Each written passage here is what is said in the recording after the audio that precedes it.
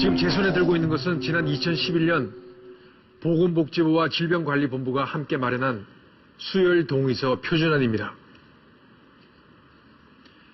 사실 저도 이렇게 꼼꼼하게 읽어보기는 처음입니다. 한번 자세히 살펴보겠습니다. 근데 여기 특히 눈에 띄는 부분이 있습니다. 바로 수혈의 부작용에 대한 설명입니다. 발열, 오한, 오심, 구토, 알레르기, 흉통 등 생각보다 훨씬 여러 가지 내용이 있습니다. 적혈구의 비정상적인 파괴, 호흡곤란, 급성 폐 손상이 드물게 발생할 수 있으며 간염, 후천성 면역 결핍증, 즉 에이즈 등의 감염을 완전히 배제할 수 없고 오랜 기간 수혈을 받을 경우 심장, 간, 내분비장애 등 합병증이 발생할 수 있다고 되어 있습니다. 갑자기 좀 오싹해지는데요. 하지만 병원을 찾는 환자 가운데 수혈의 부작용을 경계하거나 걱정하는 사람은 별로 없습니다. 또한 의료진이 이를 자세히 설명하는 경우도 흔치 않습니다. 의료진과 환자 모두 큰 고민 없이 수혈을 결정하고 있는 것입니다.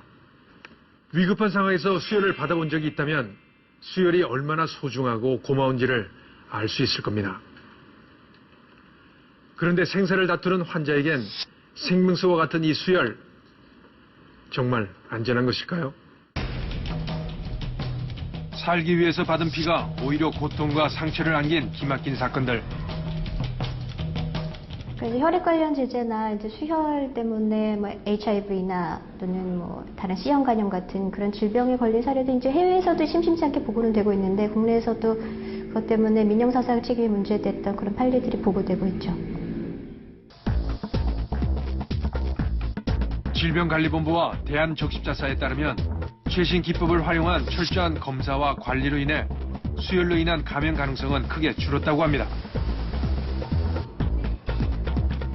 지금껏 수혈의 가장 큰 위험으로 꼽혀왔던 오염된 혈액으로 인한 감염 사고는 이제 걱정하지 않아도 된다는 것입니다.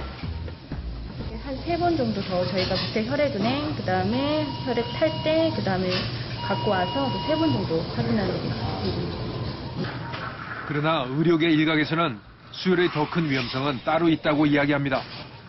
근데 이러한 문제들은 지금까지 혈액원이나 뭐 정부 차원에서 꾸준하게 노력을 했기 때문에 상당 부분이 없어졌어요. 근데 최근에 우리가 안 사실은 그렇더라도 굉장히 안전하게 관리가 된 혈액이라서 치더라도 수혈을 받는 순간 그 수혈로 인해서 환자의 건강에 치명타를 맞을 수 있다는 거를 아무도 얘기를 안 해줬던 거예요.